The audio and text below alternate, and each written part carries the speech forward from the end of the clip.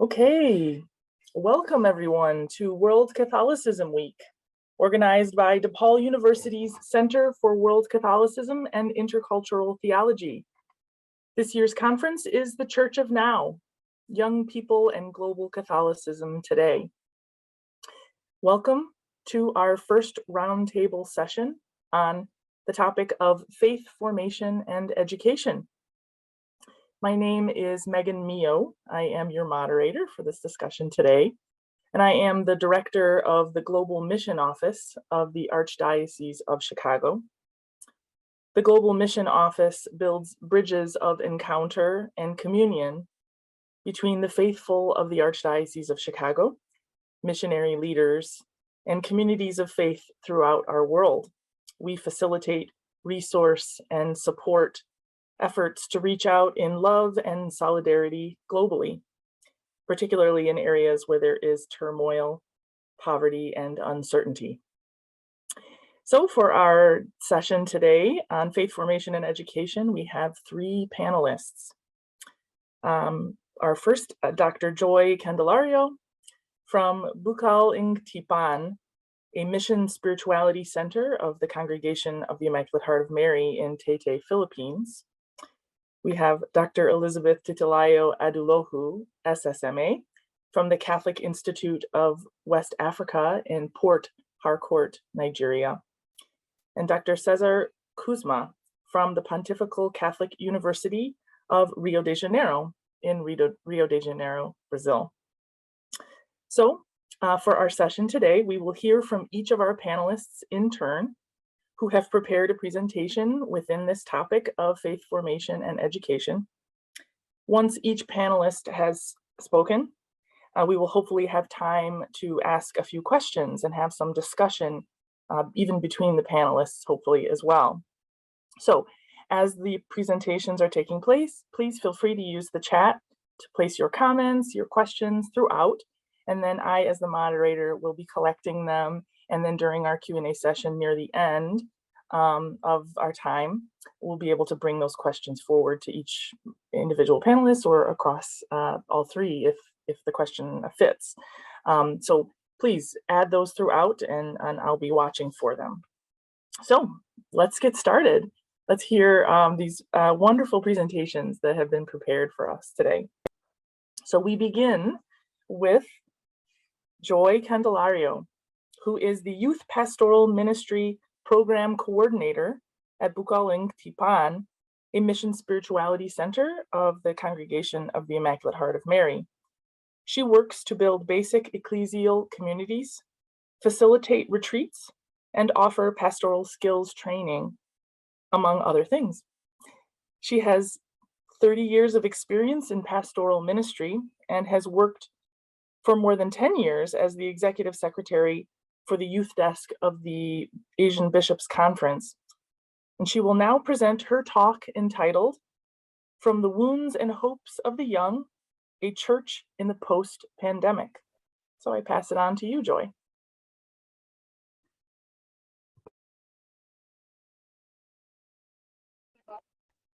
Good evening, good afternoon.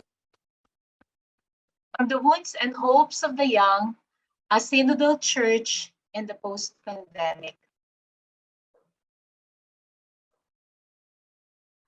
We live in an unprecedented times, in a but also provides us opportunities, new possibilities. First,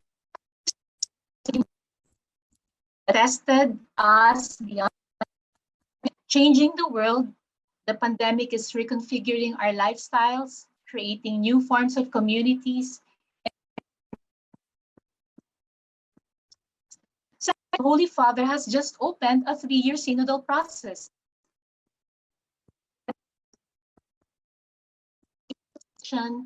And relevant mission of the Church and the world.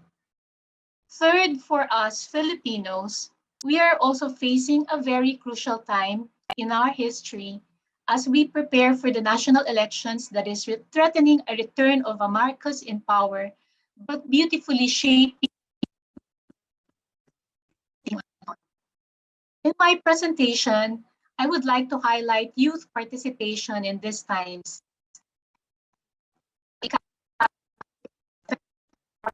are creating the path of a church in an upside-down pyramid today more than ever.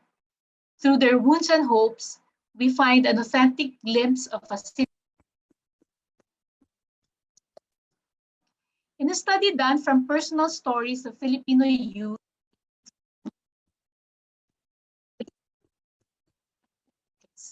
as they face the worst that brings out the best in each of them.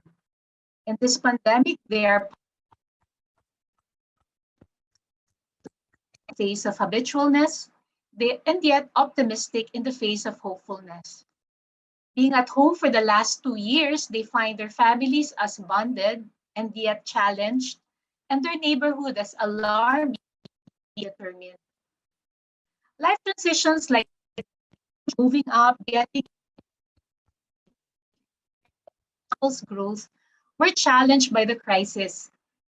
Young adults undergoing in this pandemic reveal how pre-pandemic problems have been aggravated by the present crisis. The pre-pandemic adult life, the pandemic disrupted it. They ask themselves what went wrong, even as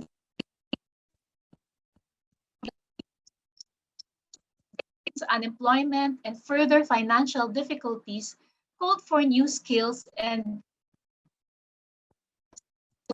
instantly. On the other hand, we also witness how young people has brought out their gifts in this pandemic. Their ITs or to find relief in creative ways. Those who are more entrepreneurial venture into online selling. Aside from finding creative their own dilemmas, witnessing people's struggles as similar to their own enable them to respond through acts of kindness. And Daniel was going down into a depression but found strength in joining a peer hotline group of young people like him.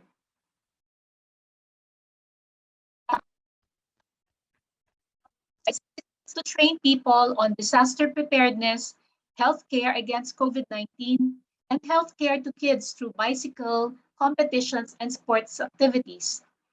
To respond to struggles young people in a far-flung area in the south of the Philippines, also reinterpreted the multiplication of the loaves with a unity pantry that was quickly imitated and followed in many parts of the country in the midst of this pandemic. Indeed, the stories of these young people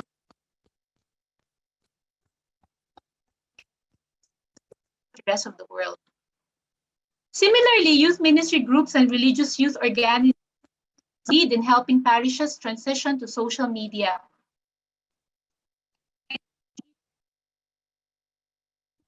Them are coordinating social communications ministry, and as parishes lost the leadership of senior citizens because of government health restrictions, many of them became lay ministers, catechists, allowing ministries not only to survive, but thrive with their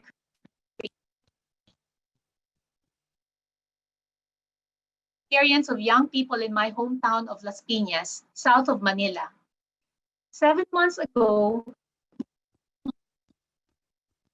a local group to campaign for the candidacy of Leni Robredo and replicating thousands of groups which have blossomed in the different parts of the country.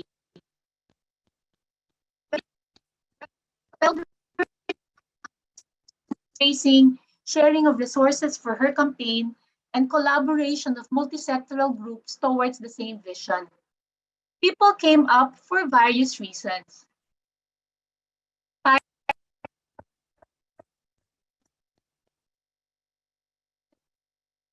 In this pandemic, afraid of the comeback of the Marcos family that ruled for 30 years and that produced political dynasties that continue to control our country's state of affairs, caused the death, torture, and disappearance of thousands of Filipinos.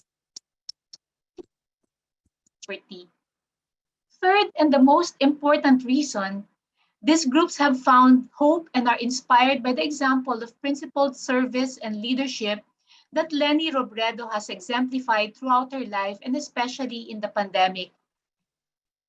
Importance to note,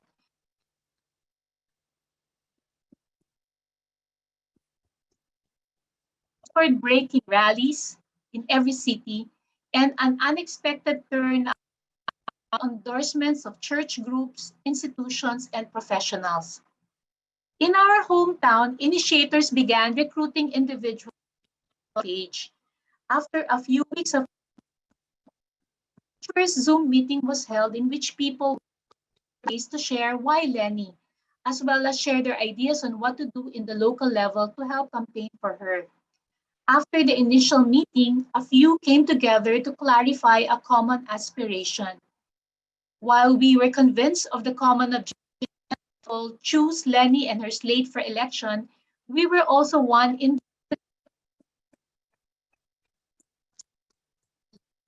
for accountability and participatory governance, which are key platforms of this national candidate. I could go on sharing our experience.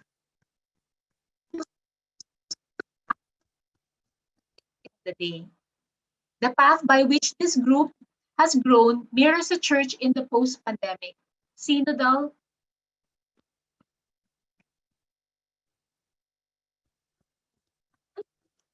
our group believed that young people needed to create their own path. Came in through a jumpstart planning session and fundraising for their initial plans. Though at first reluctant,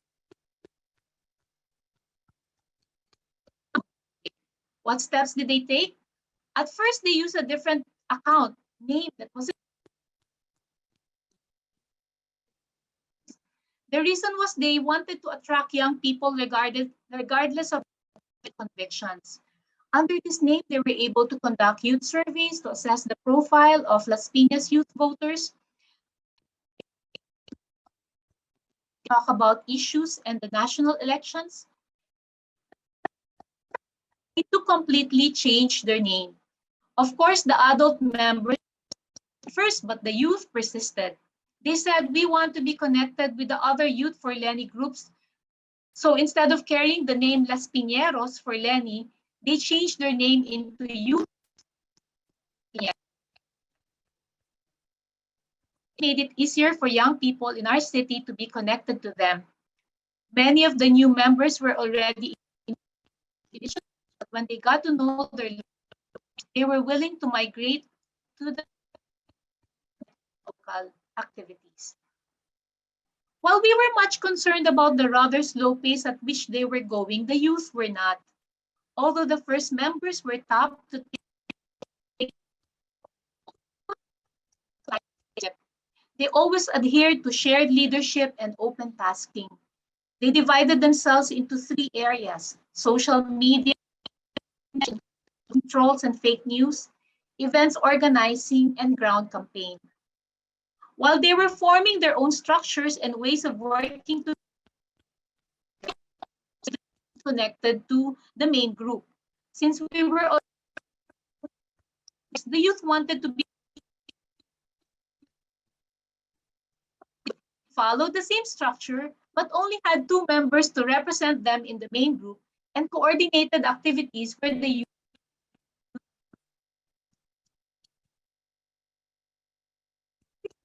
established the norms for the group. It was through performing together that they discovered the passion that ignited not only the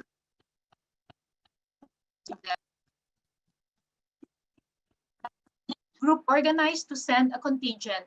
Out of 200 attendees, majority were young people. They organized sign-ups through the group chats and without. Some parents who were already members of the group were not aware their children came in through another source.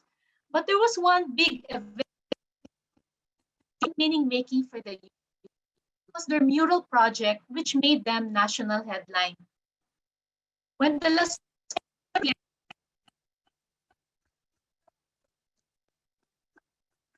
right away volunteered to take the lead.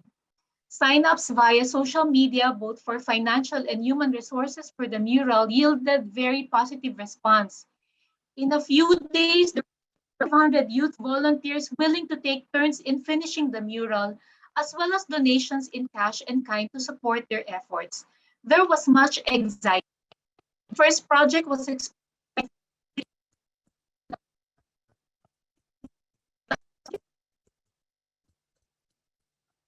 unidentified men came by to whitewash the already painted mural. Though not confirmed, it is alleged that the local officials supporting the Marcos created the move. It happened the day before the rally of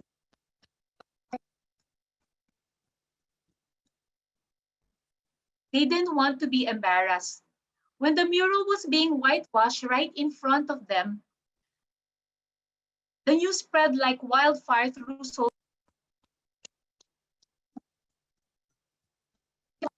authorities. The youth, though incident, were quite quick to respond to what happened.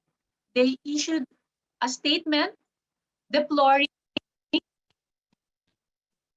they presented to the city government. On the same day, comes with various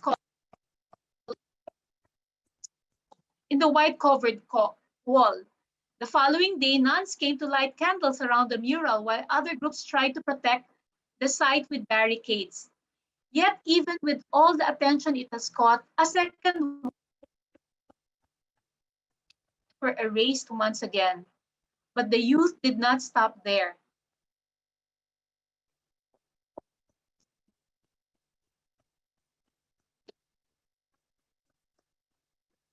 In support of our national candidate, but also as a show of force against the local powers.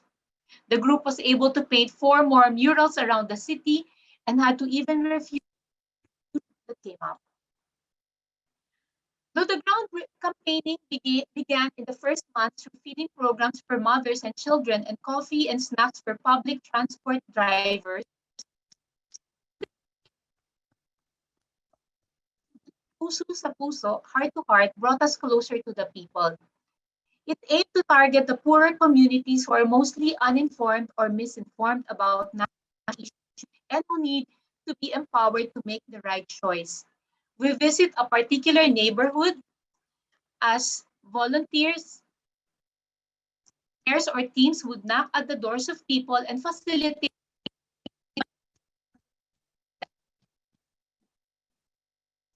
During the first weeks, we had mostly adult volunteers for this, but later on, young people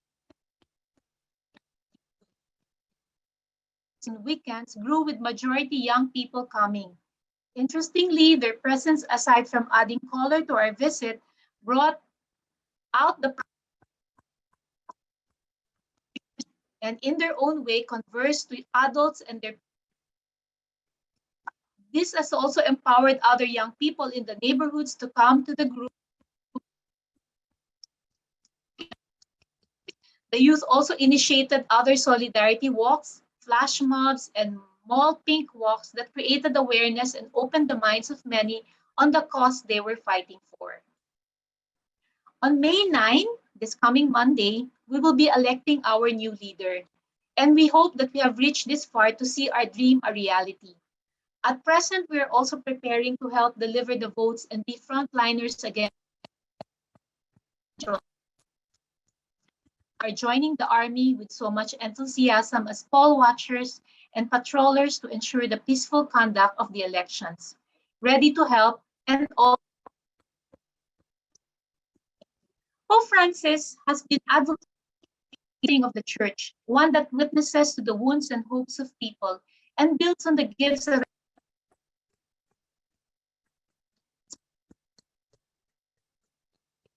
to learn from the others and facilitate their participation.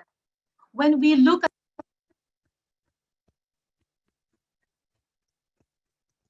as creative and collaborative, as participants and participatory, this is possible. Example I have shared, young people are facilitating a church that is inclusive and that can open doors and make room for everyone. They're teaching us to be collaborative and to cross borders and boundaries. New spaces. They're already creating a culture of encounter by fostering unity among those who are different and facilitating challenge us to our tendency to be elitists because their world tells us that other voices need to be heard and the story of the others play a role in reinterpreting church and life. It challenges church that tends towards a one-size-fits-all program because it insists on particularity and intentionality. That said, we cannot also be blind to prevalent among the young, such among them. In this way, it is also helpful to see how our structures are shaping them to also say,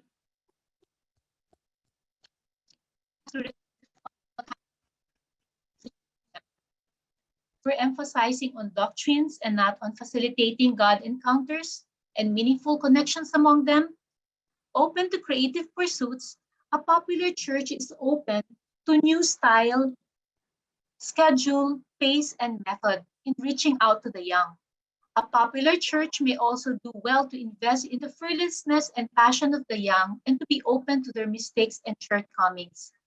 Passion unfolds by providing a space where the young can explore their authentic selves, utilize their gifts, and pursue their interests.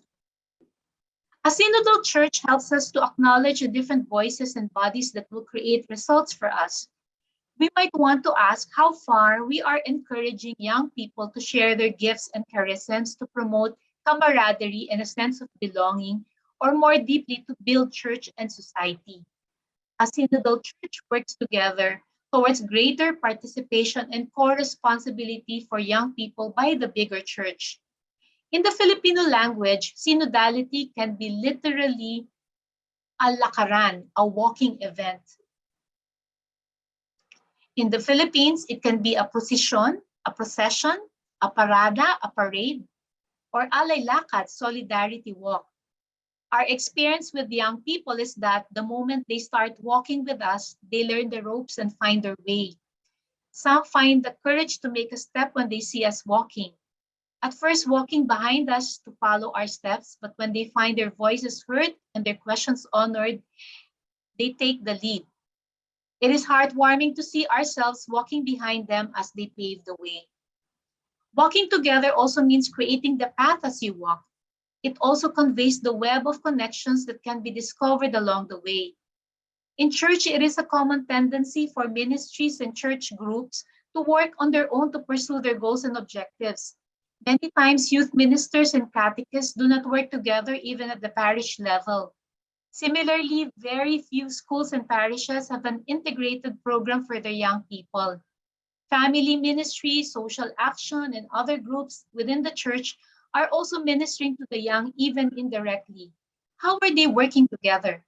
More than keeping a fixed structure, it is developing relationships and processes that nurture the young and responds to their needs holistically. A prophetic church for the young cultivates an attitude of authentic searching in which young people can confront themselves with reality as transformed individuals in a wisdom-bearing community. One very sad reality that we have been suffering from as Filipinos is the systematic historical revisionism that erases the dark years of the Marcos rule and the horrors that it has caused people. Many pseudo-prophets are preaching about the glorious years of the Philippines under his rule and how the issues hurled against his son are all untrue. Sadly, many of them are also young people who have been fed by fake news and trolls. Prophets are not satisfied with what they hear. We become prophets when we are awakened by reality and we dare to search for answers to our questions. When we're able to listen to real stories and to echo the same questions while asking the root cause of these stories. The stories of suffering and oppression are like Jesus' story. They are dangerous stories that compel us to act collectively. But stories can be shared and be told in many ways. So are our dreams and aspirations. Our experience tells us that the personal is political and cultural. We become prophets when we dare to speak regardless and when we are open to dialogue through new ways and expressions. It doesn't happen to youth ministry that remains within the confines of church grounds following the same routine. It happens when they are willing to go out in the streets, and to walk with the world. As the now of God, young people are also the now of the church. The world offers us pathways towards a popular, synodal, and prophetic church. Let us engage the young to be forerunners in building a church in the post-pandemic. Let us be a church open to the newness they bring us, a church of, with, and for the young. Salamat po. Thank you.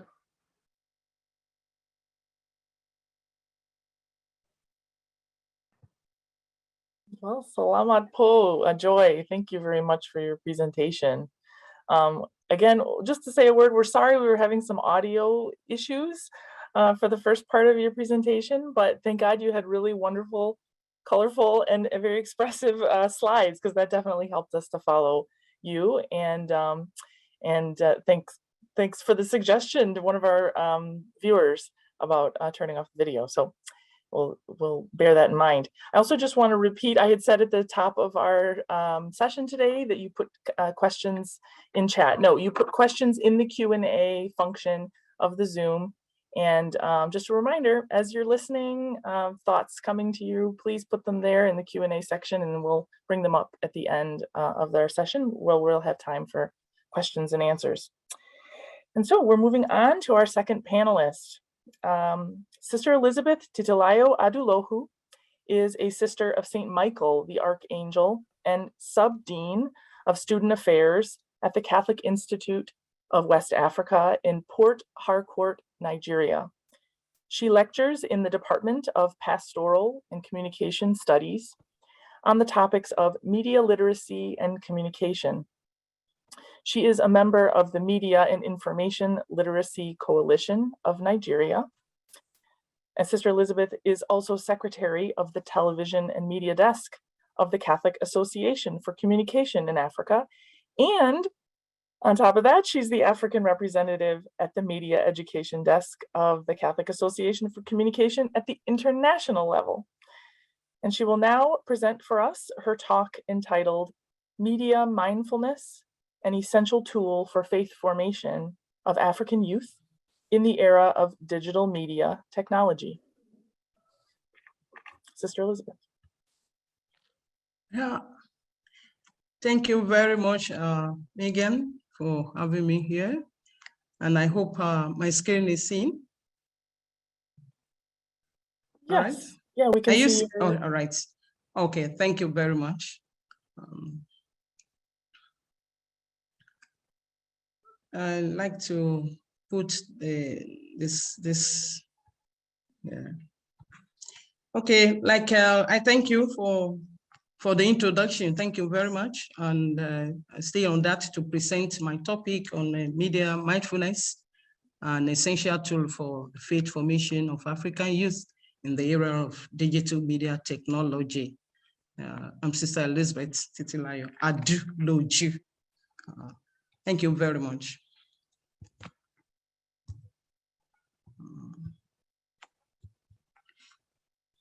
Yeah, I would like to start this presentation by looking at the continent of Africa, because this whole discussion will be centered on Africa. So this is the map of Africa showing the 54 countries in the country, and it's a black race populated by black people, and it has this continent has a population, a very dense population of young people, a teeming population of over 450 million young people between the ages of 15 and 34. About 6 years ago, this population by United Nations was put at 226 million people, those between the ages of 15 and 24. And now the population keep growing, and it was even projected that by 2030, this population will have increased by 42%. So it's a population that we cannot ignore. The leaders of African countries cannot ignore this. And even the leaders of the church cannot ignore this. First, they are the leaders of tomorrow.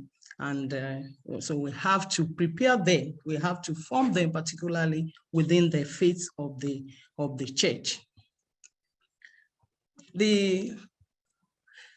Sorry, I would like to put this in another way so that it doesn't disturb my presentation. I don't know where to put it. All right. Okay. As it is okay like this. So in today's media saturated world, television, movies, internet, social media, video game, gambling, music, popular form of media that occupy much of young people's daily routine, takes up their time. They are always on media, one form of media or others. Some of them can even multitask, using a lot of gadgets together. So they stay on media throughout. Some of them might spend more than 7 hours a day, 10 hours a day. So it takes much of their time now. And with the secularism culture, with an increase in societal irregularities, use, and a decline that is noticed in church attendance, and even in the number of those people, young people that attend catechetical classes, the task of faith formation and education of young people is critical and immense in this age of overwhelmed digital media. We cannot but help them out, particularly their moral life and their faith life. When you look at the contemporary young people, they are now connected. They are every race, not only in Africa, they're connected to one another and to the world beyond. They use computers and their mobile phones. Through this, they are connected to one another in ways that their parents or grandparents could scarcely imagine. Like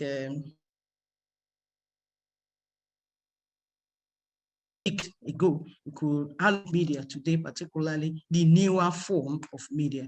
And these technologies, laptop, mobile phones, social media, and many others, no doubt, offer enormous power, give these youths power, and as a gift for them, particularly in the area of education, entertainment, evangelization, socialization, and even teaching them catechesis to these young people. No doubt, the media as we have it today has two wings, the double-edged sword. We have the blessing, we have the curses. We have the positive and we have the negative part of it. Hello? Hello?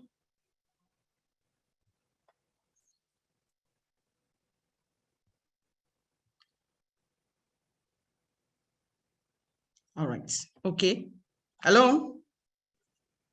We're still here. We can still hear you, Sister Elizabeth. Please continue. Okay, all right, thank you very much, okay.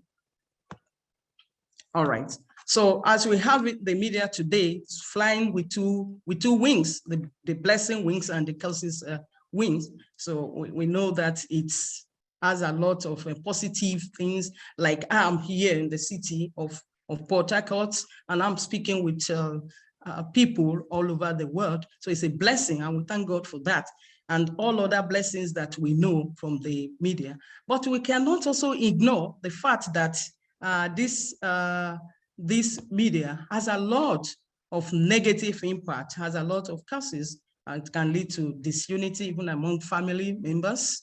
Their business are burned, information overload, sexting, that is sharing of illicit pictures, videos over the net, on media, pedophilia,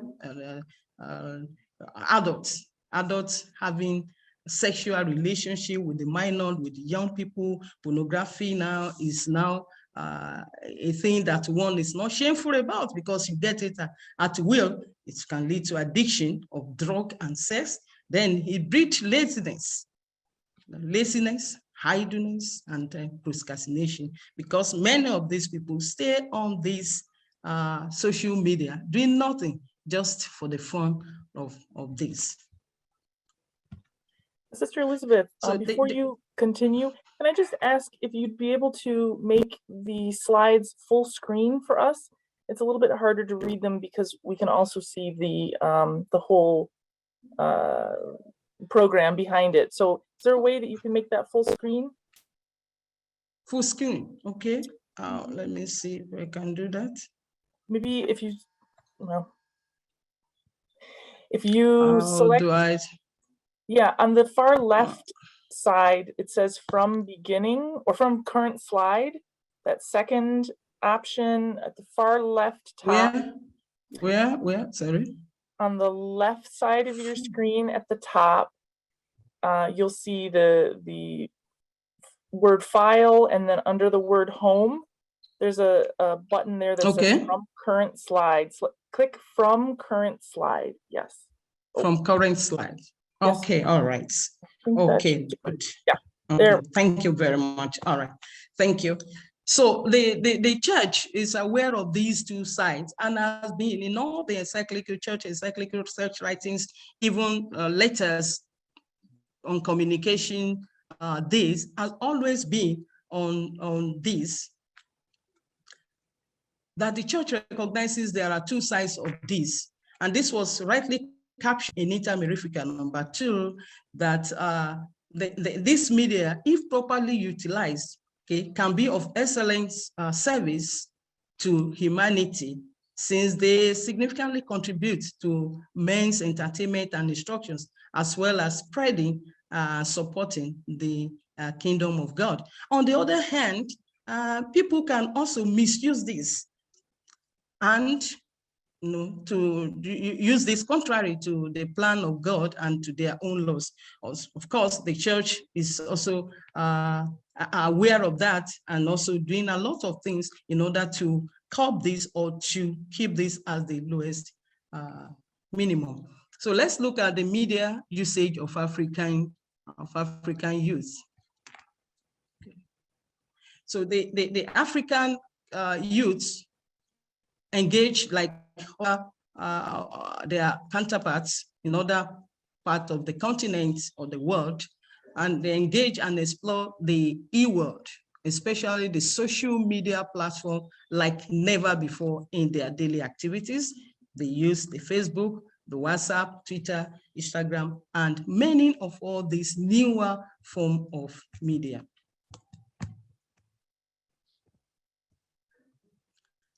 So millions of people in Africa have adopted and used these platforms for many things, for communication, for spreading of information, for receiving information, for education, for entertainment, for socialization, and many others.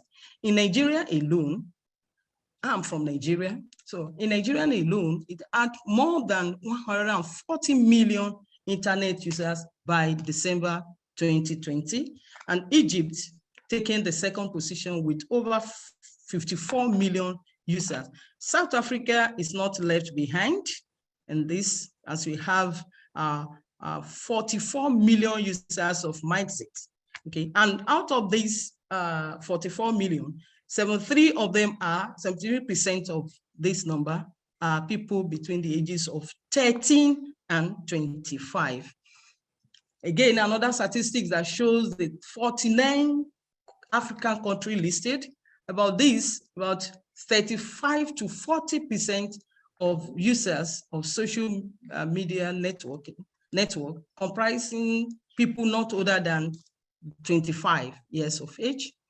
In Nigeria, again, about 33 million, forming as about the 15.8% of the total population of Africa are active social media users as of January 2021. And we can also see another chart here. You can see the rising from, this is just between 2021, February 21 and February 22. We keep that the number of people on social media keep increasing. So what is this telling us? This is telling us that the African young youths, like their counterparts in the developed world, are fully embraced the catchy and trending new digital technology and the social media. So what should the church do now? Or what, when we look at today's formation of young people,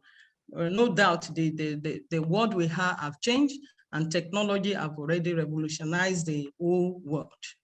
And so the way people, particularly young people, the way they pursue and express their involvement and participation in the church activities, not only in church activities, even in other public spheres such as education, politics, and others. Of course, the years of innocence is far gone when the formation and education of young people were done formally and informally through families, parents, peers, churches, schools, and society. These years of innocence have already gone. And what we have today, I have the youth that are now being changed alongside a large-scale transformation in their education, their places of work.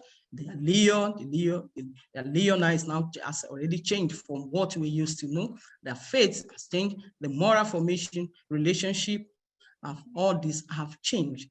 Not only in Africa anyway, but in many countries of the world, we are experiencing this. So it is not far-fetched then to see that young people today live in a highly technological driven society where everything take the prefix E, and E here we mean electronics. So here today we hear of E-word, E-generation, E-church, E-priest, E-parish, E-youth, E-seminarian, E-fundraising, E-tithing, and even some people are even clamoring to have E-confession and many others.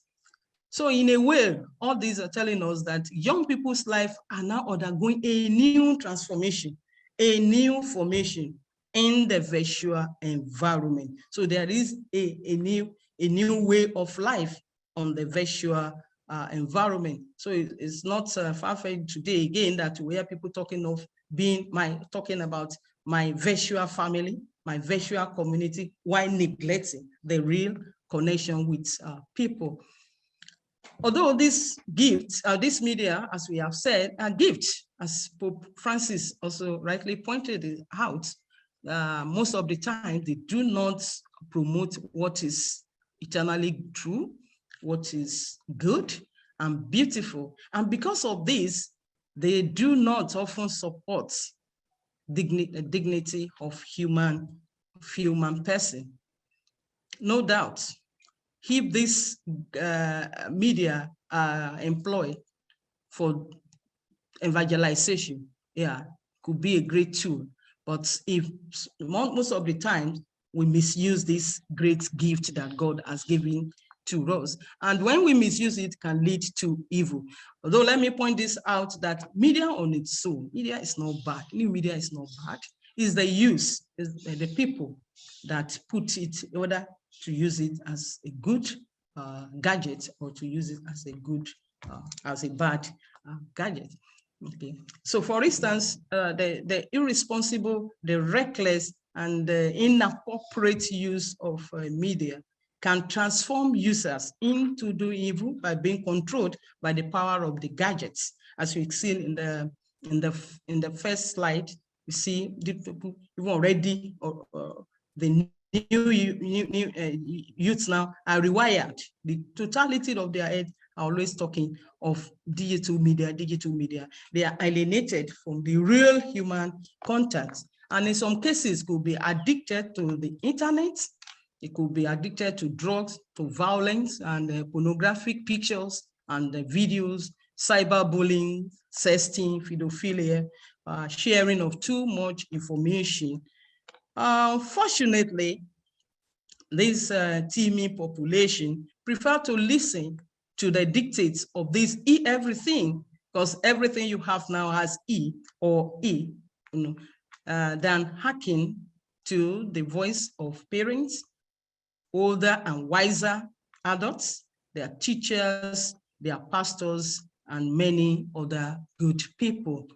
Then the church should do something. Okay? The task for the church now, the church in Africa. The church in Africa should believe that and have consciousness that she's living in a digital age and dealing with people who are mostly technological driven 24/7. The church cannot ignore this fact. This is a reality today.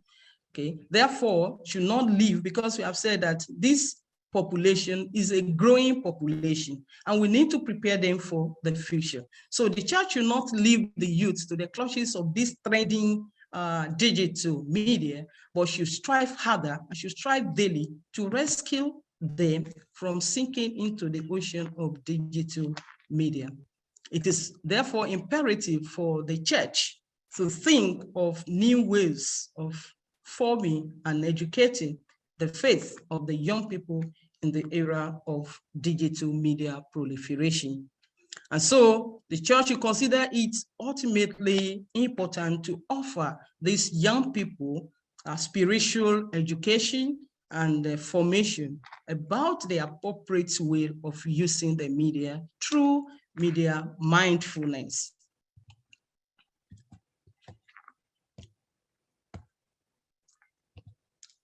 For us Catholics, the faith perspective means that we're able to bring the gospel values and the examples of Jesus into conversation when we're engaging the media messages. So it is more crucial for the Catholic youths today to know and understand how their values, their faith values, their cultural values, personal values, and especially the gospel values, would they learn, they teach them in catechesis, and when they read the Bible or when they listen to the homilies, how all these are helping them to live happily and fulfilled within the all-encompassing e-connectivity environment. Therefore, it is the duty of the pastoral agents, the bishops, the priests, the religious, catechists, and well-meaning adults to guide, to nurture, and teach these young people in the appropriate and wise use of digital media. Thus, there is a clarion call for media mindfulness.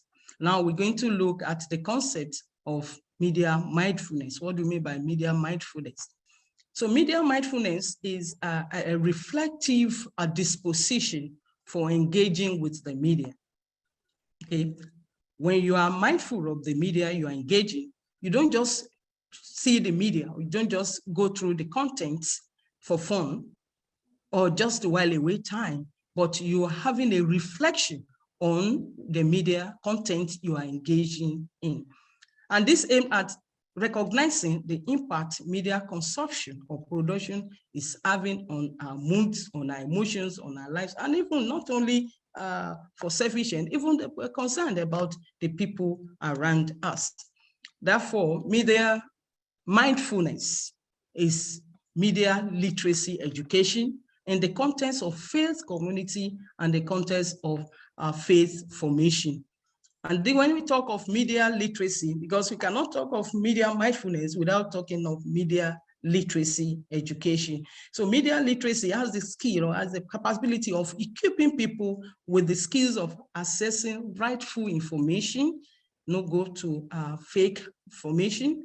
You are able to recognize fake information. You are able to recognize those ones that are not in terms with your values, and you are able to analyze and evaluate those contents that you are coming in contact with, whether on television or newspaper or a few. Then it also has the ability of making you to create your own media, because you're already having the skills to be able to create your own media and participate in media messages. So in a nutshell, media mindfulness is equal to media literacy in the context of faith formation. And in essence, media mindfulness helps us to bring inquiry into all media experiences. We can bring media mindfulness into all media formats, be it newspaper, magazine, tracts, movies, YouTube video games, and all that. Then we are using the lens of faith to see this. And this is what we mean by media mindfulness. Then we're able to ask questions. When we engage in any media, you're able to ask, who is the author of this story? What does this story mean for me? What do I take from this story?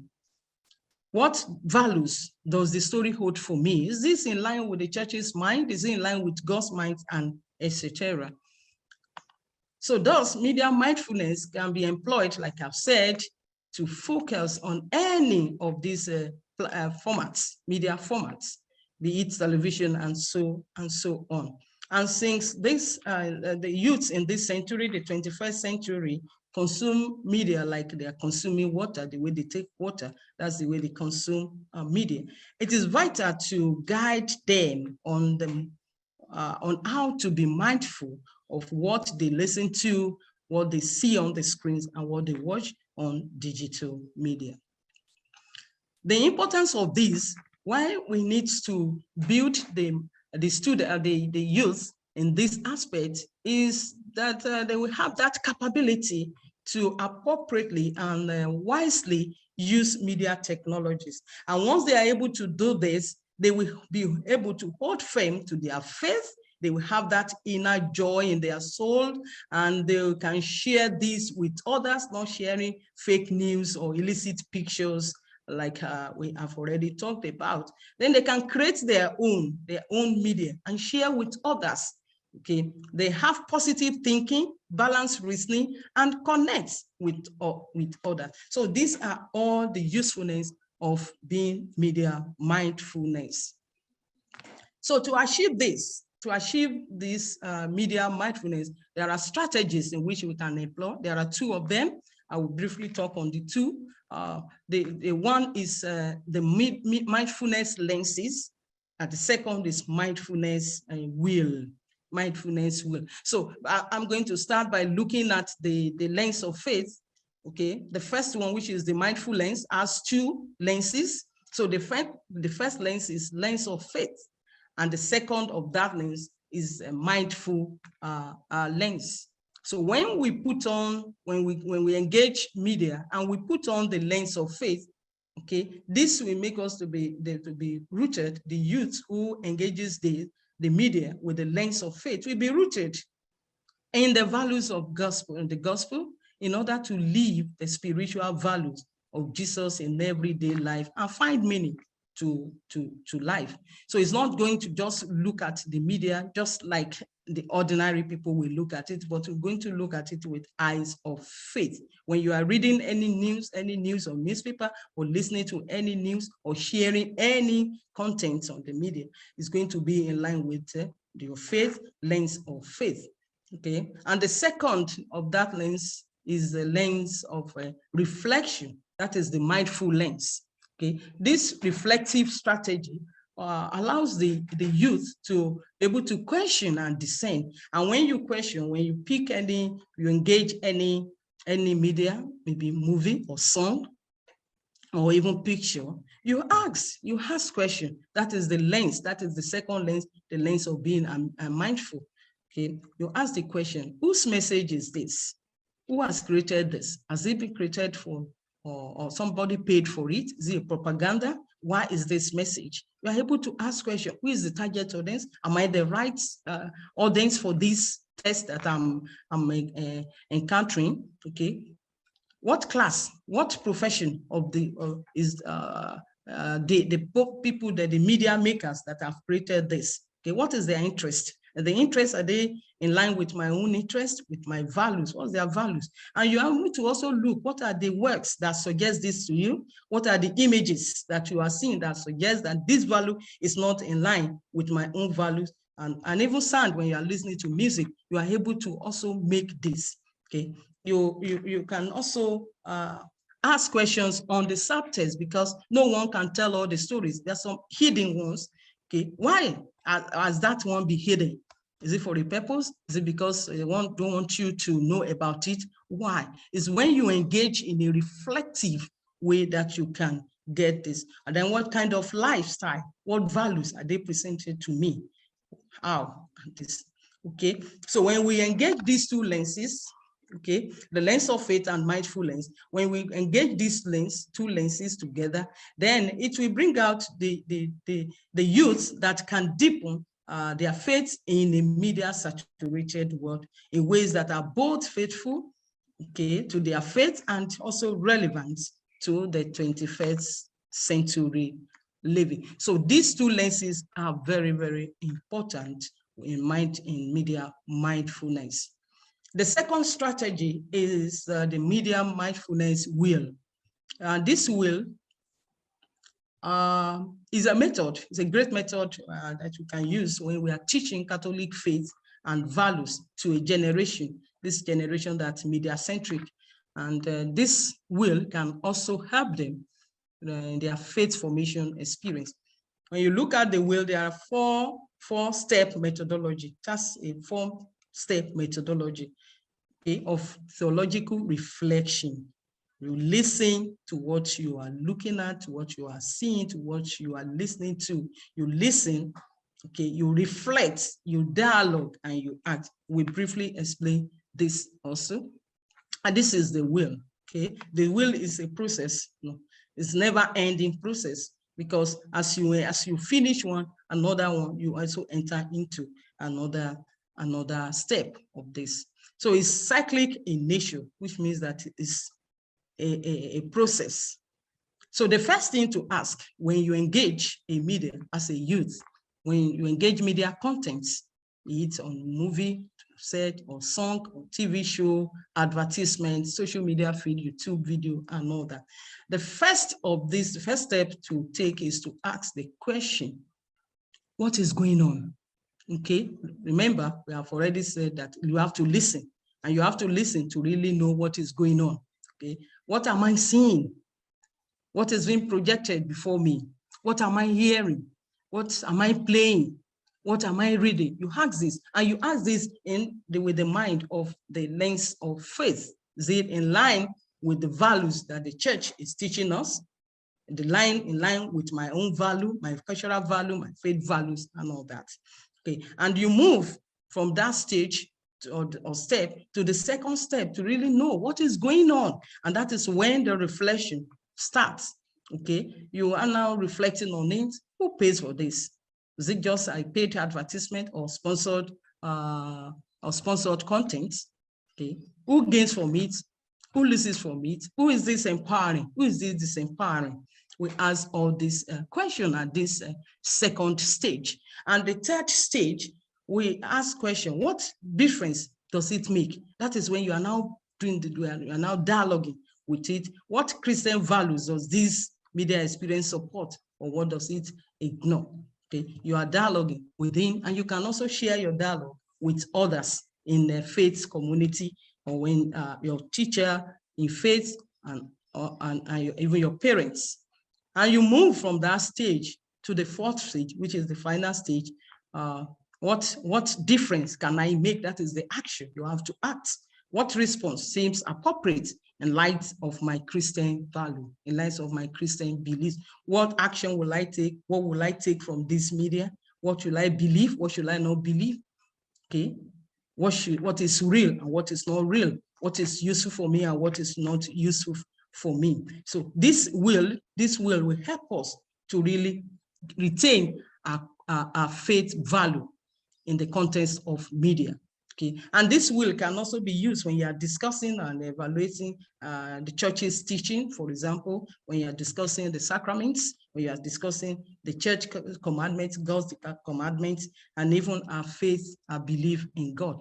So when we incorporate media strategy as a whole into the formation of young people in Africa, we'll be developing their critical thinking. We'll be developing them through that, how to ask questions, how to take charge of their own life and their own faith, so that when they go there, they will not forget that when they are on media, or when they are engaging in any media, they don't forget their faith. They carry their faith along with that, because they have be equipped with the skill of critical thinking to ask questions. The 5 W and H questions will come into mind here. The who, the what, the when, the where, and how of the media. All these the young people will be able to have them at their fingertips. And they will be able to also create their own, not just consuming. They will become prosumers. And prosumer means that they are active producers and also consumer, not just to sit down and be passive and just consuming the media, whatever comes, they take. No.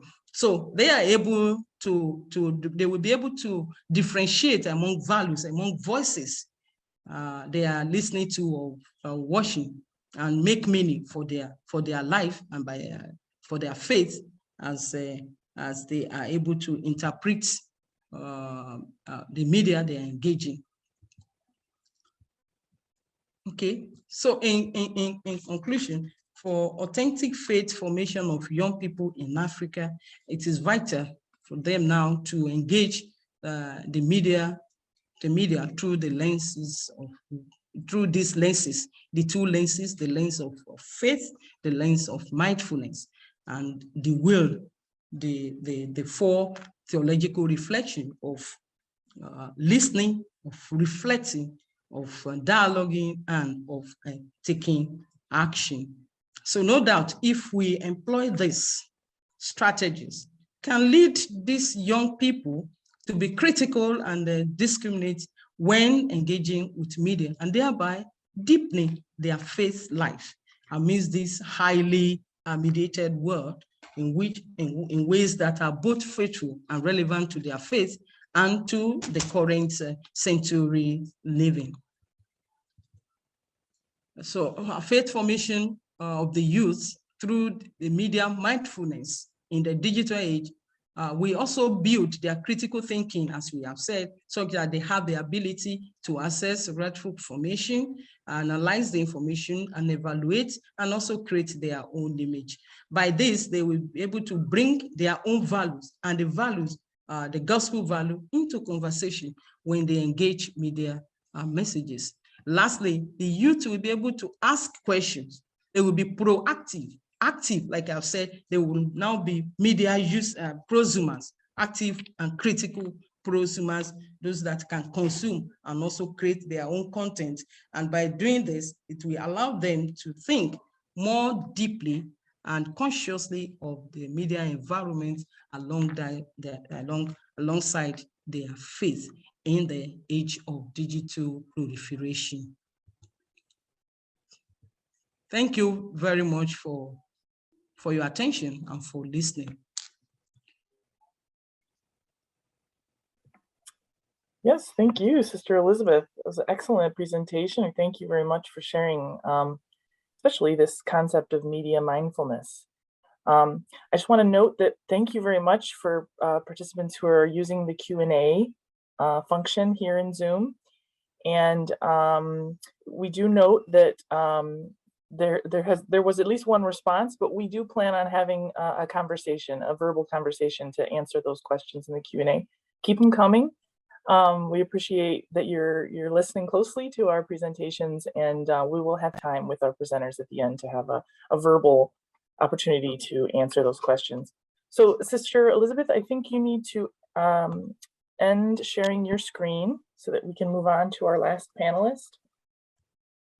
You'll need to go up to the top. Yeah, I can't stop. All right. Yeah, I found it. Thank you very much. There it goes. Okay, excellent. Well, thank you very much. Thanks again. Yes. We're going to move on to our third panelist now.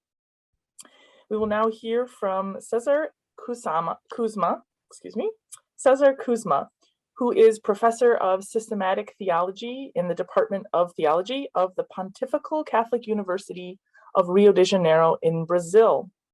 He currently serves as President of SOTER, the Society of Theology and Religious Sciences, and is a member of the Catholic Theological Ethics and the World Church Organization, the World Forum on Theology and Liberation's Permanent Council and Methodological Committee.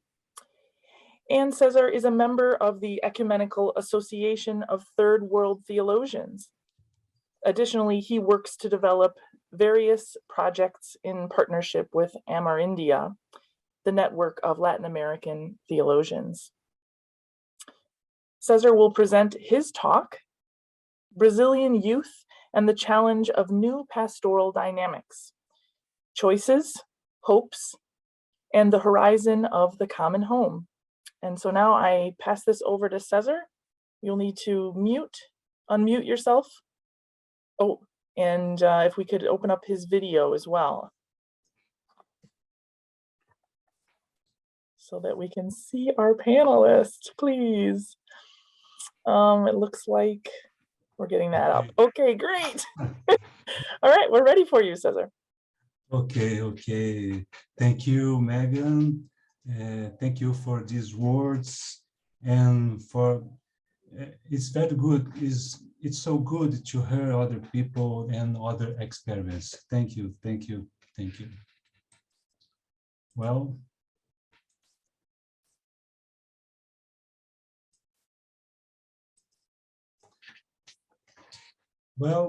hello everyone.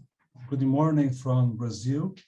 I'm talking to you from my house in Rio de Janeiro, where I live with my family, my wife, Larissa, and our 2 children, Julia and Daniel. I'm very happy to be here with you in this World Catholicism Week 2022, talking about church today, young people, and new challenges for the church, for the pastoral, and for the society. This is my first time at the pool event, and I am very happy with this opportunity. I would like to thank you for this invitation, Dr. William Cavanaugh, Karen Crafty, Marlon, Megan, Judy, and all the people at the pool that are working for this week. Thank you very much. The topic of my conference is Resilient Youth and the Challenge of a New Pastoral Dynamics, Choices, Hopes, and the Horizon of the Common Home.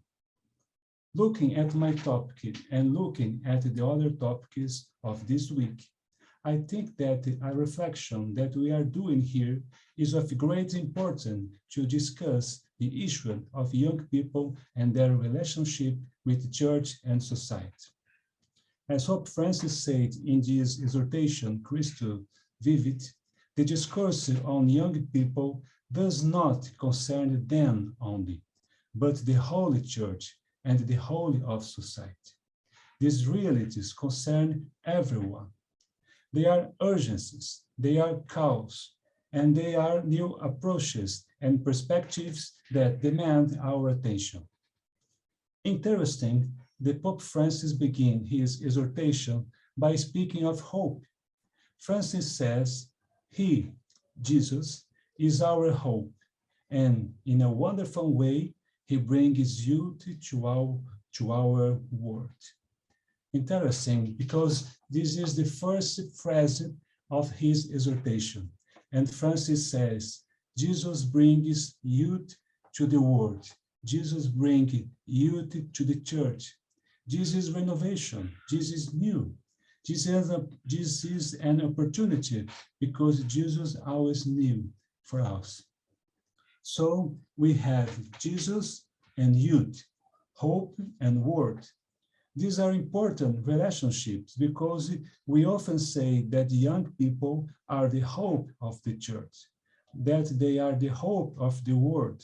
But I think that it's necessary to ask what hope we are really talking about. What's the hope of the church and what's the hope of the younger people?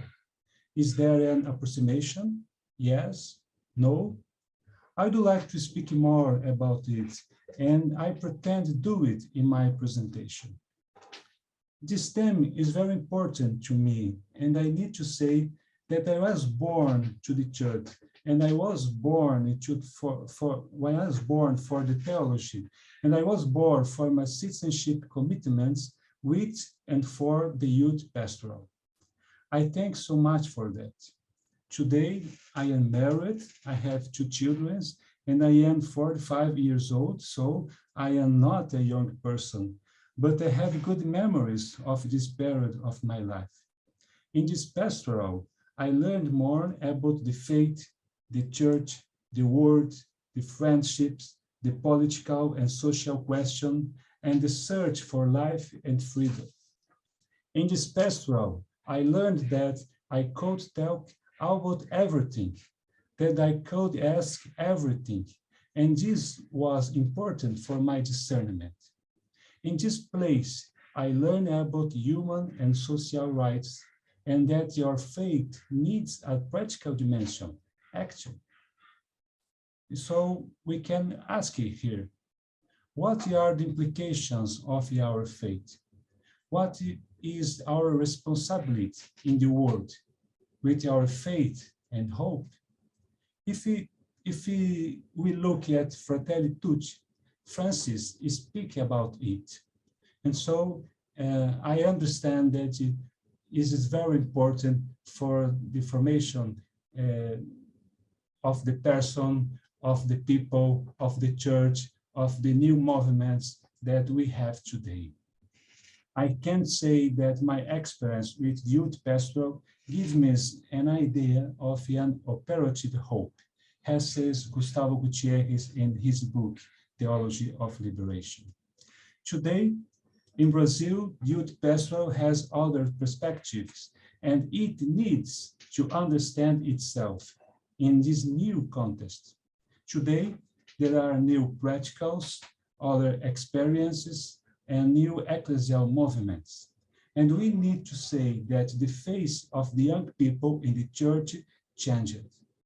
And this in Brazil and all over the world. The face of the young people in the church changed. However, look at youth and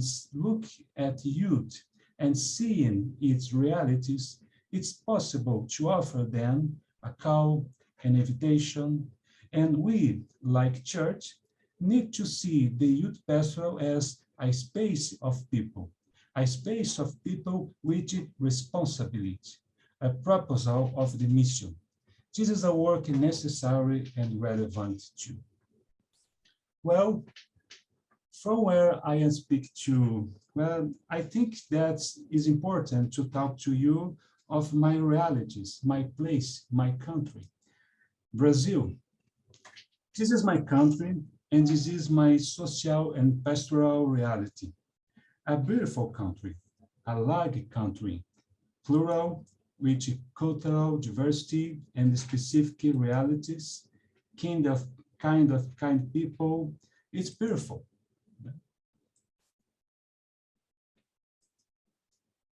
Rio is beautiful.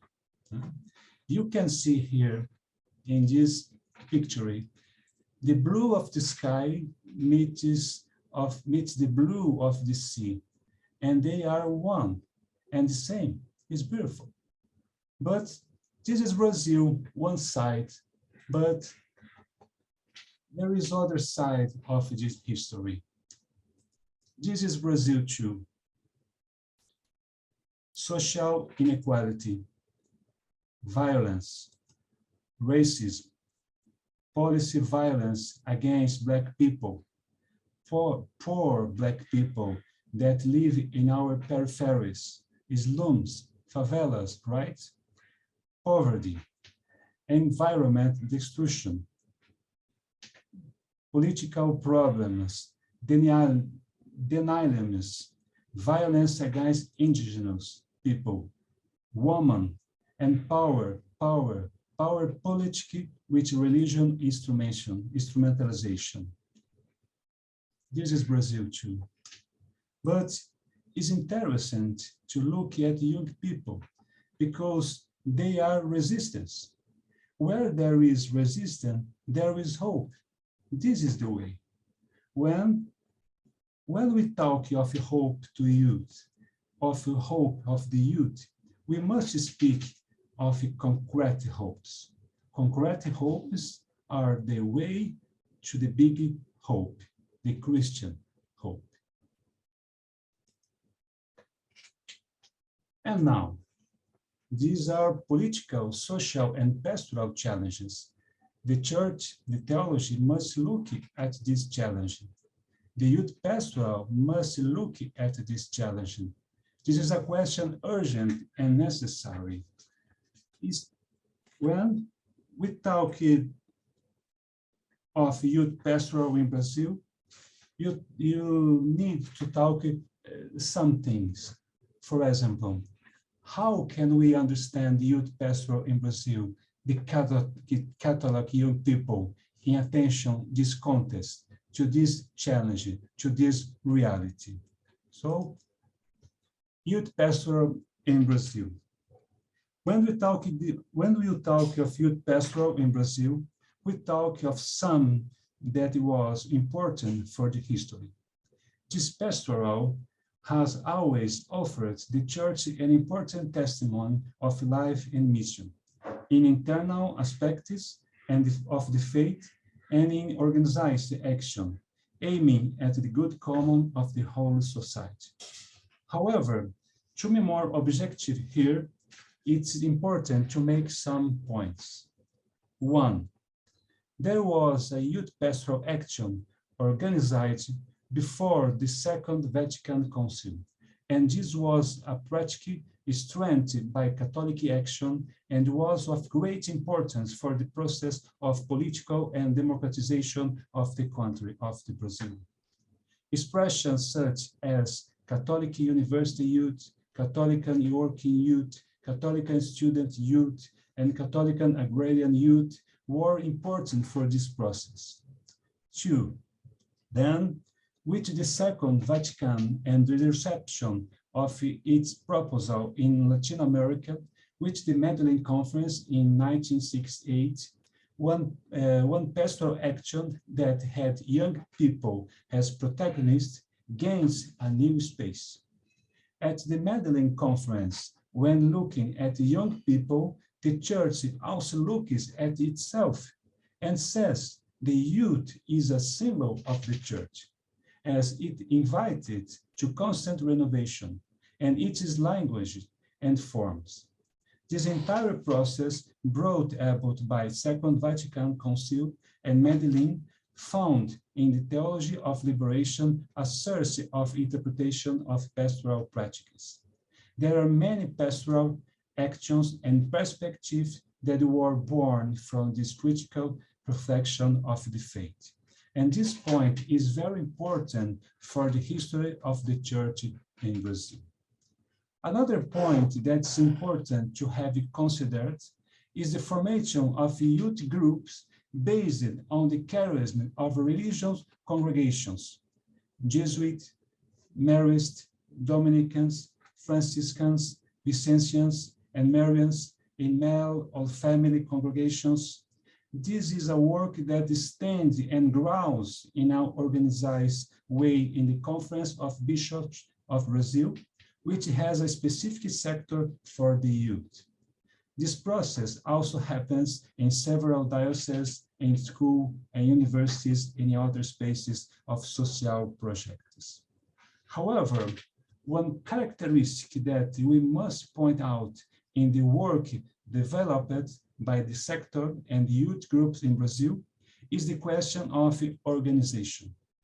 They have a proposal, they have statutes and projects of formation and action, the experience of spirituality and attention to new ecclesial dynamics, in especially today with Pope Francis. In Brazil, the expression we know as youth pastoral, in Portuguese, Pastoral da Juventude, has its work organized for over 40 years, and since then it has formed pastoral leaders for the entire church in Brazil, for the entire society in Brazil too. Following this question, we can divide the realities of the young Catholics in Brazil, of the youth of the church in general, into two perspectives. And here I am present my analysis of the question. 3, the situation is more complex, and Brazil is a large country.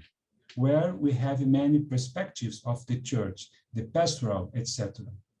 So the first perspective is evangelizing pastoral. That is an open perspective. Here we have a second Vatican perspective, theology of liberation at its pastoral, open vision of the church and more political and social commitments. Today, this perspective is smaller, but it is most open to Pope Francis. The classic youth pastoral in Brazil, Pastoral da Juventude, is here. The second perspective is charismatic institutional. It's closer. Here we have another tendency. This group is critical of the theology of liberation, the pastoral. Some peoples are resistant to the council and to Pope Francis.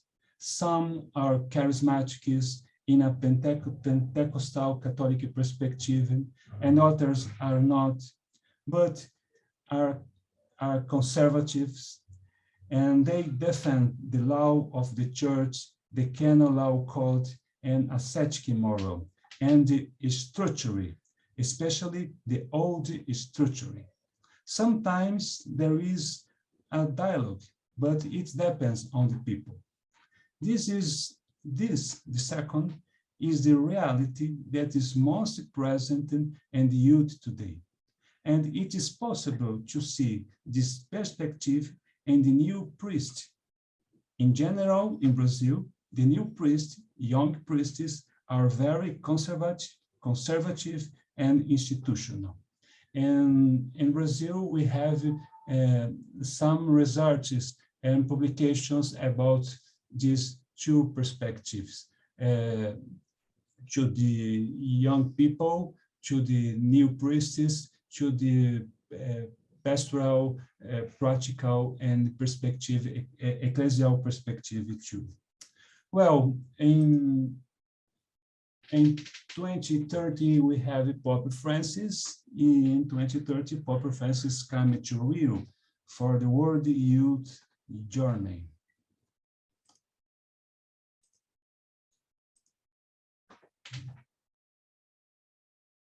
It was fantastic. I was there. But looking at the Francis and his ecclesial proposal, we ask, what are the consequences for the church, for the pastoral? What are the consequences for the pastoral youth in Brazil? What can I see? See the reality and see the truth of the reality, as says John Sobrino. How do you understand the youth pastoral from Pope Francis' perspective? A church which goes forth, so a youth pastoral which goes forth, is that? What are Francis' great questions for the youth, for all of us? Listen, seeing the people, listen the people, the realities, the signs.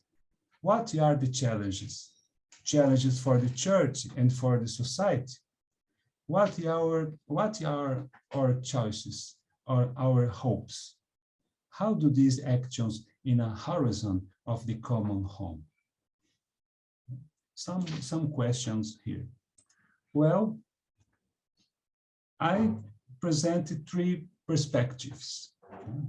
The first is hopes, in plural, hopes. What are we hoping, and how are we hoping? Is this what and how, content and action? When Second Vatican affirms that the young person are the hope of the church is identifying in the vocation and mission of this young person an authentic form of apostolate in the world, where they live, where they fulfill themselves as a human being, whether in the family, whether at work, or in any other environment where they are. When his exhortation Christian Vivity, as Francis speaks of youth and hope, he's looking at the present and the future of the church. He's looking at what we are doing and what we are called to do and hope. The church looks at young people with a look of commitment. It bets on them. It trusts on their action, in their way of being, and in their initiative.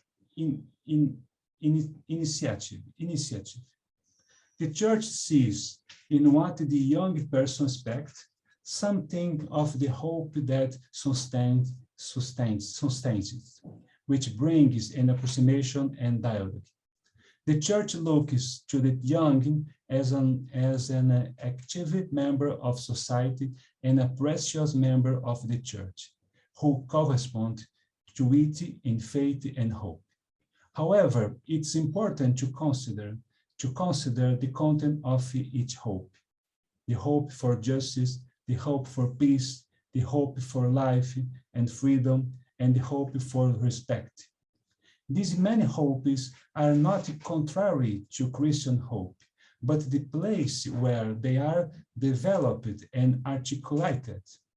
Today, we are called to see, to listen, to be together, and to accompany the realities, to accompany the weaknesses, so that the kingdom of God can happen. That is why we ask, what are we hoping for, and how are we hoping for it? Thinking communally, because the Christian hope is a collective hope. This is the first perspective. The second, synodality, walking together. What and who are we following? What and with whom are we walking? Well, we believe that here is the answer to many of our questions, and it is a hermeneutic key to understand the idea which Francis leads the process, a synodal way. The word synodos means walking together, and this is to Holy Church, from the laity, the different ministers, and the bishop of the Rome. When we talk about youth, they also are called to live this way of synodality. It is important.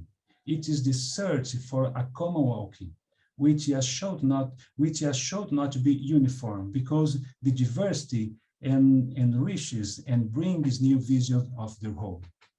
Look at the youth. We must say that the diversity is part of its condition. It is built for the world. The basis of a synodal church is in definition of a church as people of God, a condition that we receive through baptism. In Evangelii Gaudium, Pope Francis he squares the category of people of God. So in the church, each person becomes a missionary disciple, that is, an active person in the process of evangelization. For this, it is necessary to exercise the autonomy of each vocation, of each person in the active participation of all Christians, of all people of God in the mission of the church. One of the characteristics of a synodal church, it is ability to listen to everyone, each person, each reality.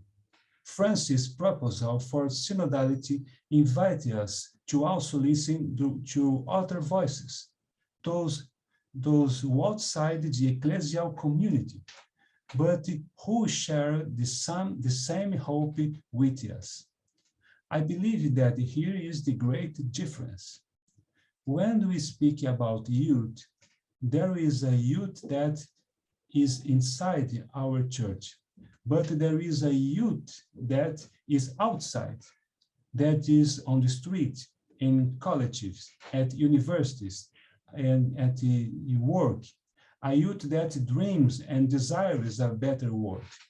It is very important for the synodal process that these people be heard, It is important that we can get closer and together learn to build a new world where justice, life, and peace can exist. This is the Christian hope.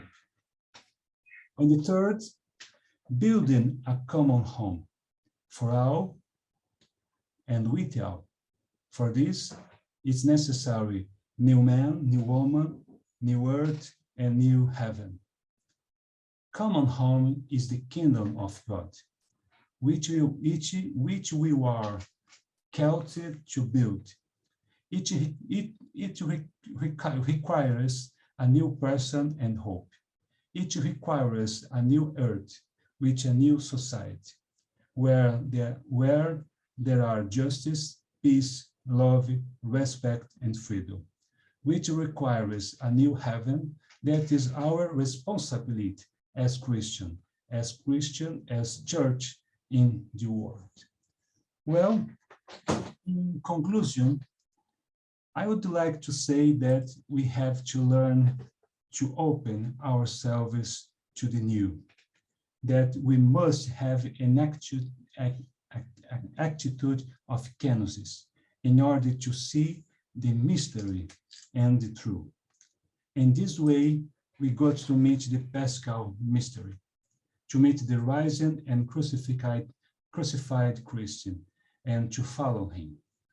To conclude, I would like to bring this picture, this image of the feet of Jesus to the idea of following the who is eternally young and who brings us hope. I say that we cannot see his face. We can only follow in his footsteps, because only by following in his footsteps can we one day behold his face. Is that? Thank you very much. Muito obrigado. Thank you very much, Cesar. And I just want to comment, I was there at World Youth Day in 2013 too, in Rio de Janeiro. It was wonderful, an excellent celebration. It was really exciting to be there with Pope Francis too at the very beginning of his pontificate.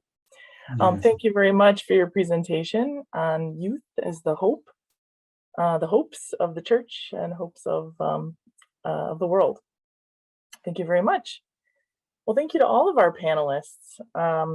We now have some time here before 11 o'clock when our session will end to have some time for questions and answers. And I'd like to note that we have a question that was answered here in the Q&A section, but I'd like us to just have a verbal conversation about it as well. Question for Joy. The question comes from Bill Kavanaugh. You mentioned that fake news has a big influence on young people in the Philippines. And during the People Power Revolution, the church combated misinformation with its own radio station, Radio Veritas. So his question is, are there today church media that can combat fake news? We'd ask you to just speak about that for a moment or two. Joy? Yeah. Yes, first of all, I'd like to apologize because I wasn't very clear about the procedure and how to go about with our questions. So I responded right away. Just to reiterate what I mentioned in writing, I was part of the EDSA revolution, the People Power Revolution. I was a young person that time. I was in college, and it is true, as Bill has mentioned, that misinformation was combated by the church, by the radio station, Radio Veritas, which informed us all throughout the ordeal, especially during the election time when misinformation was being sown by the president at that time, by the ruling powers. And it was through the radio station that the Catholics and people were able to come together to organize themselves and to bring about that people power revolution that has changed the course of our nation. But at this time, it is more challenging. It is true that there is massive misinformation, there are trolls, fake news that has been created in a very structured way. And given the social media world, it is more difficult to combat it because if you are within echo chambers, no, it is hard to be out. No? But the church has been trying to work on it by providing alternative media or platforms not to allow people to be more informed about what is happening. It continues to speak from the pulpit and especially in the ground, no, on the ground to speak to people about what is happening.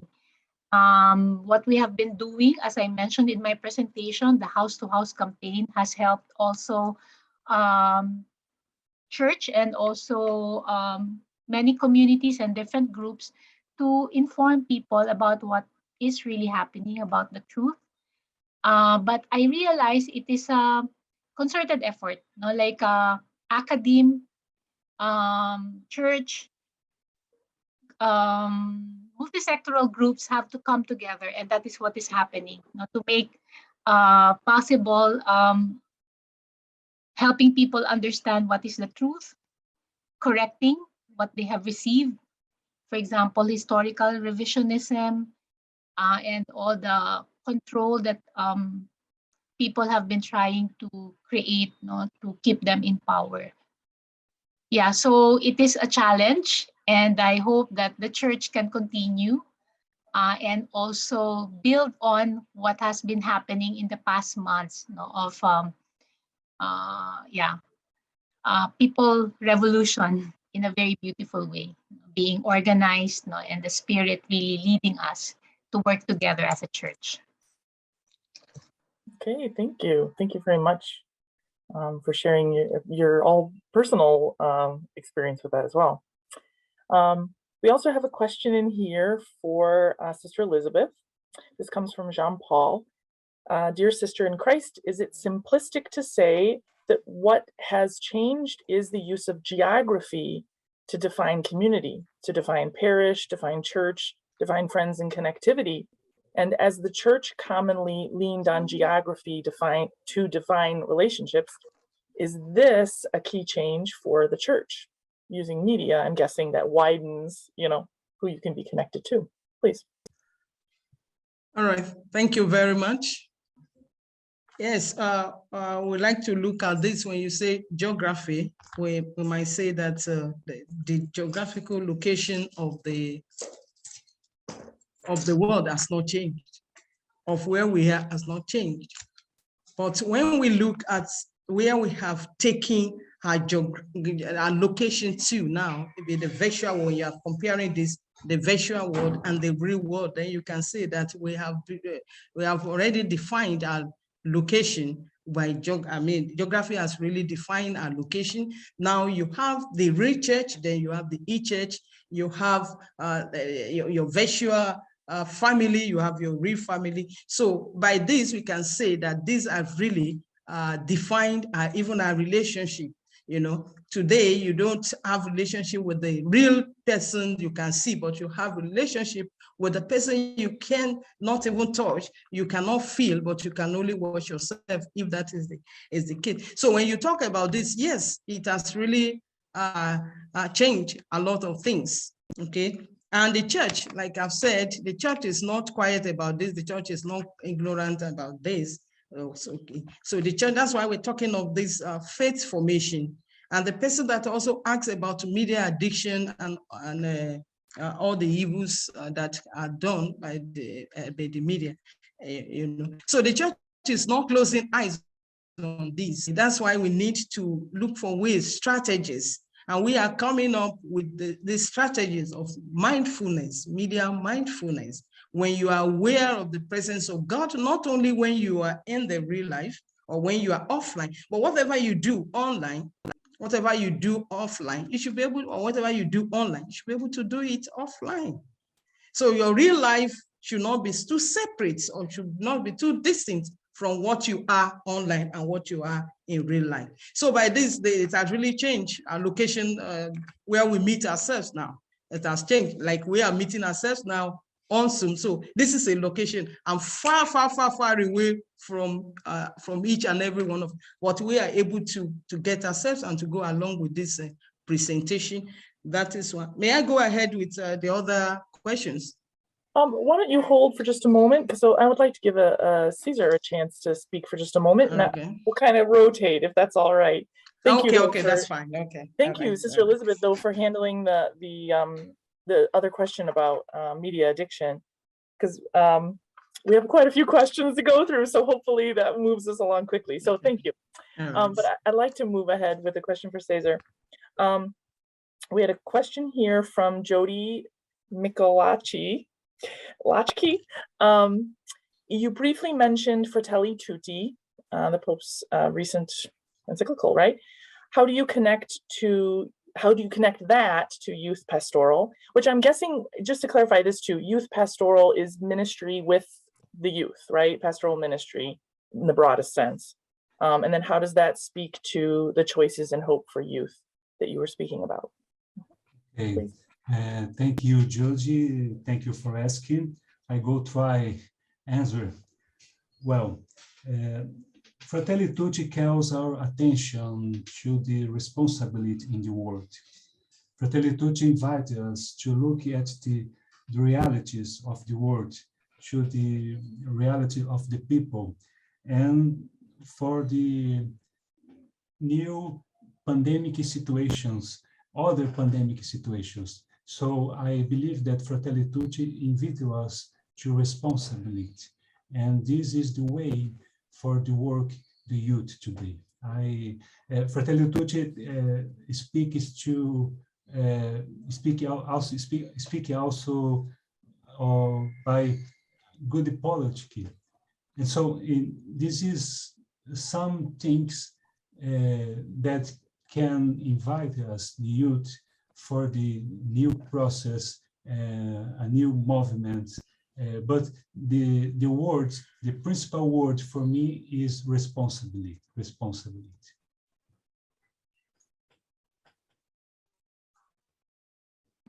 Excellent. Thank you very much for your response there. I have a question. Actually, I have my own personal question. I wasn't able to put it in the Q&A, but I'd like to ask it now to Joy. My question is, we've heard Pope Francis speak about, as the church comes out of this pandemic, or as the world comes out of this pandemic and the church, that we should not be as we were before, that we need to come out of the pandemic stronger and in a new way, committed to the gospel. So the question is, can we rely on young people to help the world and the church especially to come out of the pandemic differently, to have grown a little wiser and a little bit more in tune with what the gospel is calling us to? Joy? I don't know if I'm clear if I have my video on. I'll just turn it off so that I can more clearly. Okay. So yeah, thank you for asking that question, Megan. I think that is somehow what I wanted to present in my presentation, that young people are the ones who will be leading us, if we would allow them towards a church in the post-pandemic, a synodal church, because in the pandemic, we have seen that they were prepared more or less with the world that we were experiencing, because we had to rely on social media, we had to be online, we had to transition our life and our lifestyles into a world that has been with them already, or that they have been in for a while now. And then also opening us, like the church has learned to be humble in this pandemic, to also listen to other voices, not to dialogue with other entities, to realize that it can't work unless it works with others, right? So the young people have been doing that. No, they are open to dialogue, to more voices. No, they are more exploring what other groups or uh, other spaces are working out, know what approaches would work for them. No? So they are more adventurous in that sense. And somehow in the pandemic, we have learned to do that. No?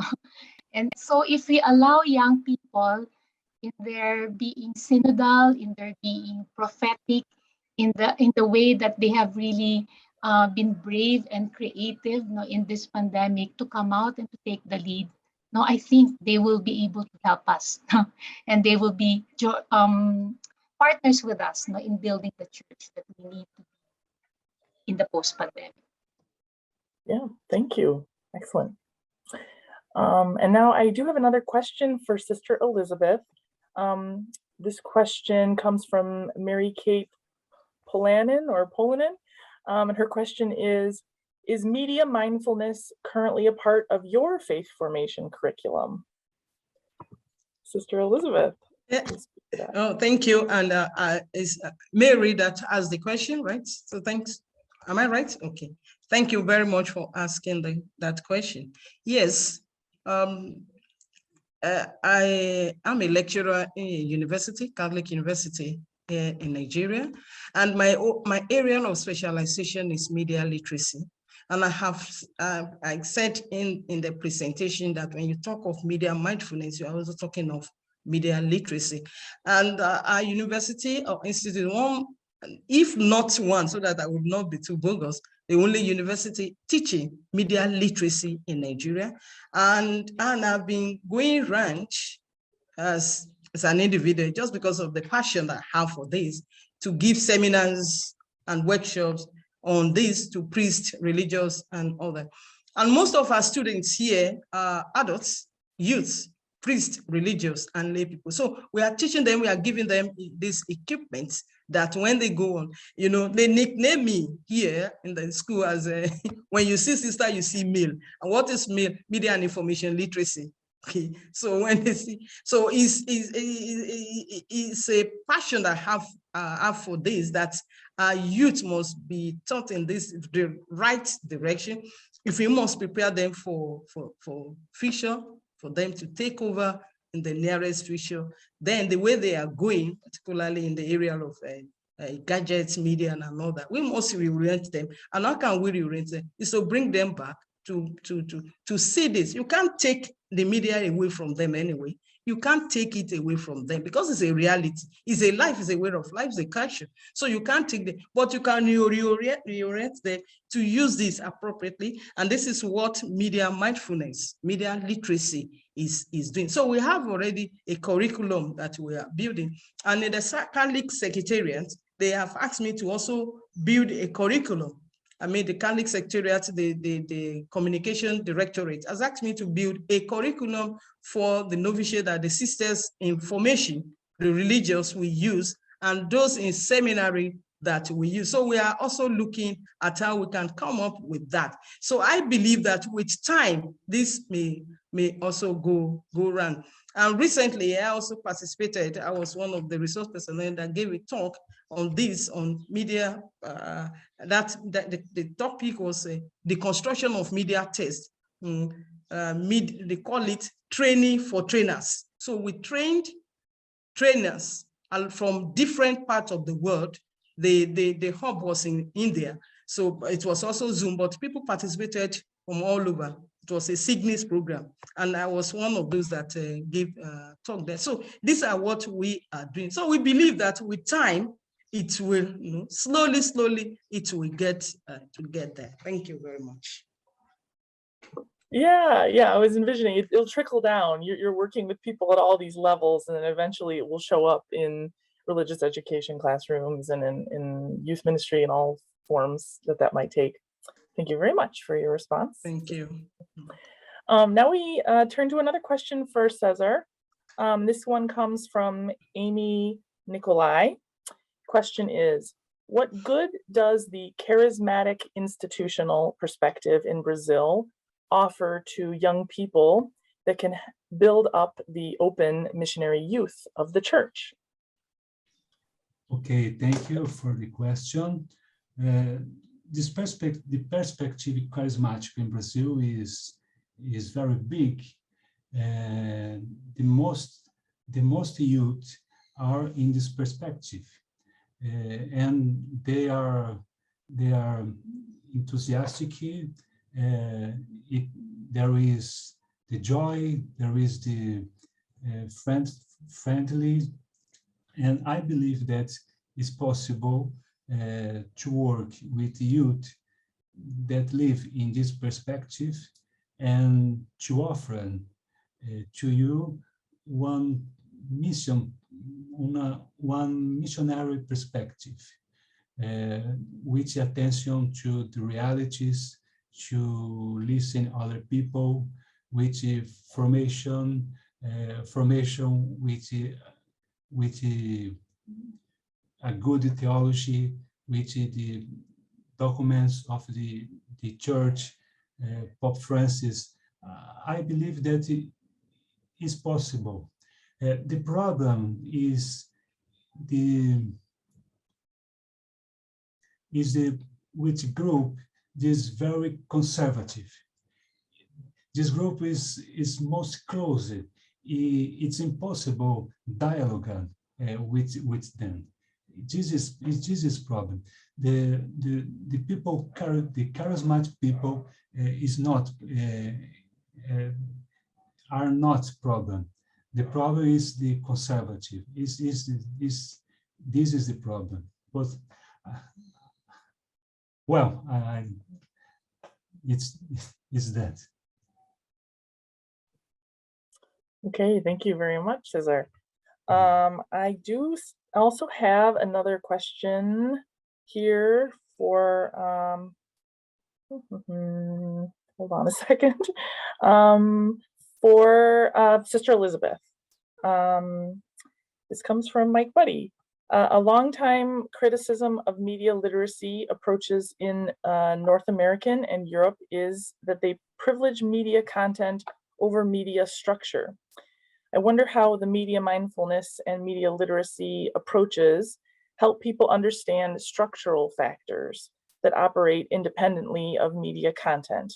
For example, the surveillance capabilities of social media tools and how social media algorithms are structured to extend usage times by stimulating emotional reactions below the level of conscious awareness. Sister Elizabeth, can you respond to that technical question? Oh, we can't hear you, Sister Elizabeth. You'll have to unmute.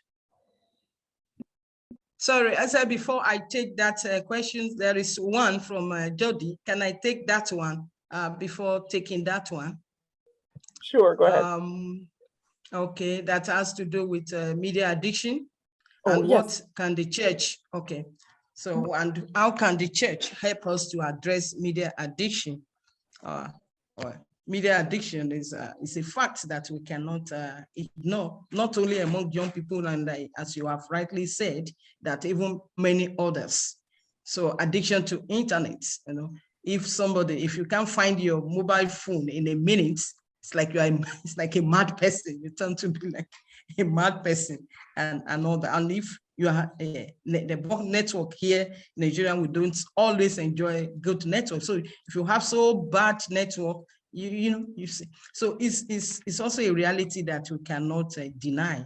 That the church is doing all she can in order to also minimize this. Like, I've talked about now building curriculum on media literacy. Okay, and even as a whole in the country, Nigeria, is coming, media and information literacy is just coming in order to cover all the excesses, all the misuse and all this addiction. And I believe that if we have some worthwhile things to do, when you give them, you can't take something from them without replacing it with another. You equip them, ask them to act some of these, them to put some skits up That's what we do. Some of these things in our school. We ask them to, stage some small playlets, write some things, let others also enjoy. When you equip them like this, I believe that it will take some of their time, at least concentrate some of their times.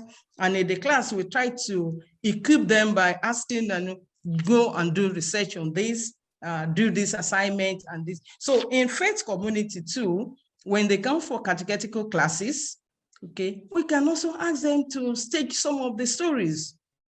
Okay, the realities that they're even going through in life, they can stage some of these, put them into sketch and let them also, they are happy, they will be excited when they see themselves on the media. They want to see themselves, not only just reading others or viewing others, but when they see themselves also coming up on media. I think this will curb some of their additions or wasting of time on social media. So the Nigerian bishops, I believe, doing this, even this, the communication week is already coming. So they have taken a whole week, not only day.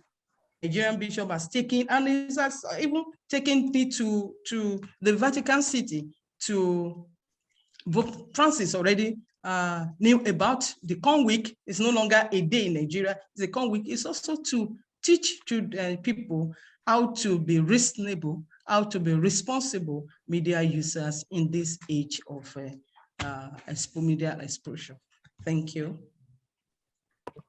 Yes, thank you very much. There are a number of additional questions that I think we're just not going to be able to get to because now we are at the 11 o'clock hour. I want to thank all of our panelists here. Thank you, Joy. Thank you, Sister Elizabeth. Thank you, Cesar, for bringing your expertise to our discussion today about faith formation and education. There were some common themes in each of what you shared, really seeing the active participation of youth and how that will really help shape the church now and going forward, certainly, and the importance of critical thinking skills. I heard that a couple of times in your presentation. So I really think that that's really key to having youth, balancing the optimism for the future and that hope and passion with the realities and with the reality of evil in our world and the weaknesses and failings that we all are,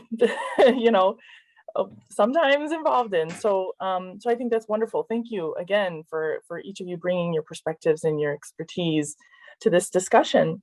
I will now just remind our folks that we are taking a 1-hour break after this session, but I'll remind you to come back for the noon Central Time roundtable session on the topic of trauma, violence, and moral courage. So thank you again to everyone, and we'll see you later. Thank you. Thank you. Thank you very much.